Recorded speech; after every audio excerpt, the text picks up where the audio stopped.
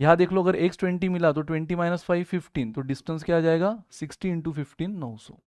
ऐसे कर लो यार, की फर्क पैंदा है। ठीक है, तो सिंपल है। तो बढ़ते आगे गाइस। तो यस, अब हम देखेंगे एवरेज स्पीड का कंसेप्ट। यस, एवरेज स्पीड, हमने एक बेसिक कंसेप्ट क्या होता है, बेसिक फॉर्मूला वो देख लिया, फिर कन्वर्जन का यूज देख लिया।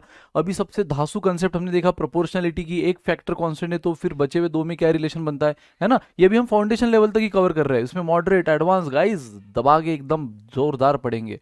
ठीक है, अभी तो हम फाउंडेशन बैच में आगे पायनियर बैच में आएंगे, बहुत ही बड़ी जर्नी है, डोंट वरी, और शानदार रहेगी, ये गारंटी हमारी।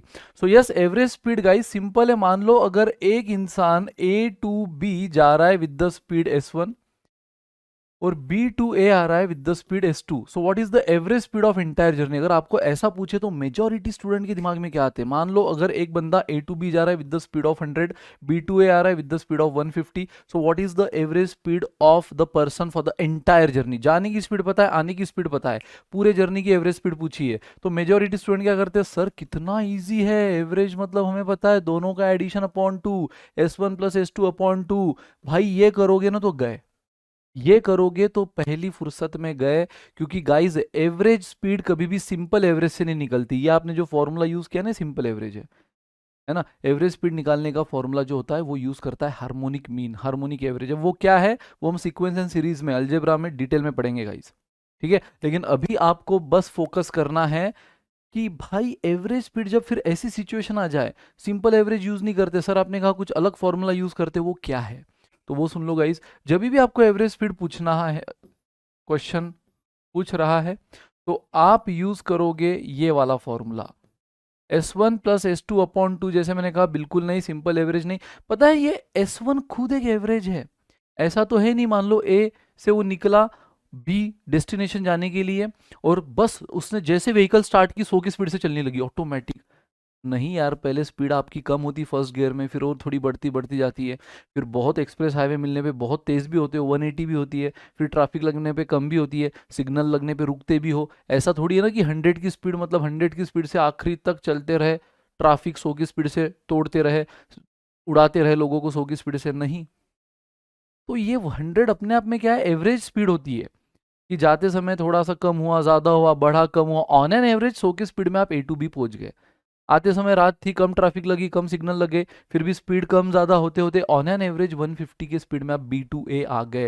यानी 100 150 ये खुद एक एवरेज है, और एवरेज का एवरेज सिंपल मीन से नहीं बल्कि हार्मोनिक मीन से निकलता है। और forget about simple and harmonic, just याद रखो formula 2S1 S2 upon S1 plus S2।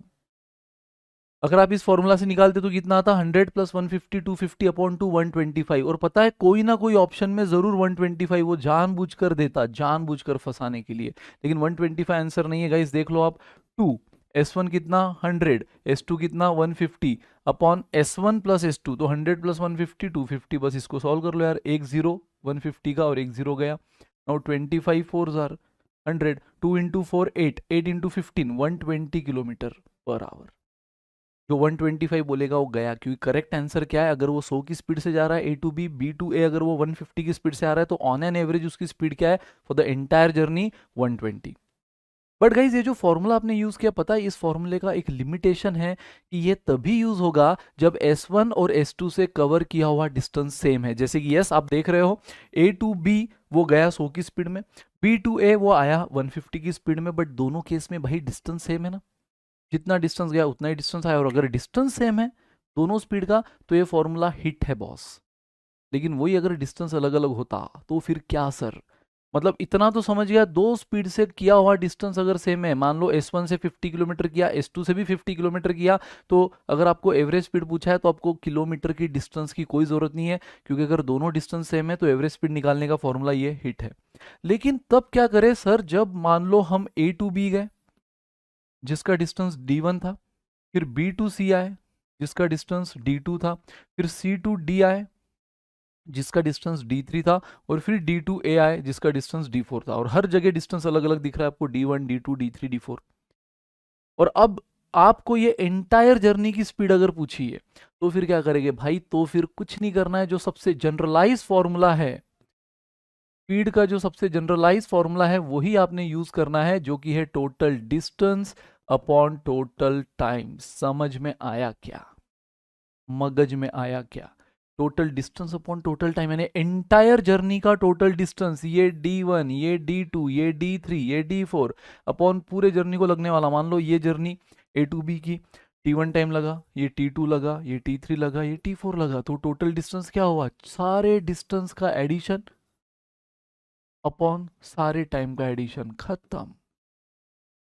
बस ये है एवरेज स्पीड का कंसेप्ट, लेकिन इससे ऐसे धासु धासु क्वेश्चन बनते हैं, आते हैं, पूछे जाते हैं, और वो आप देखोगे guys. Come on. A train moves at a constant speed of 120 kilometre for 1 kilometre. पहले 1 किलोमीटर के लिए उसकी स्पीड कितनी थी? 120, ठीक है।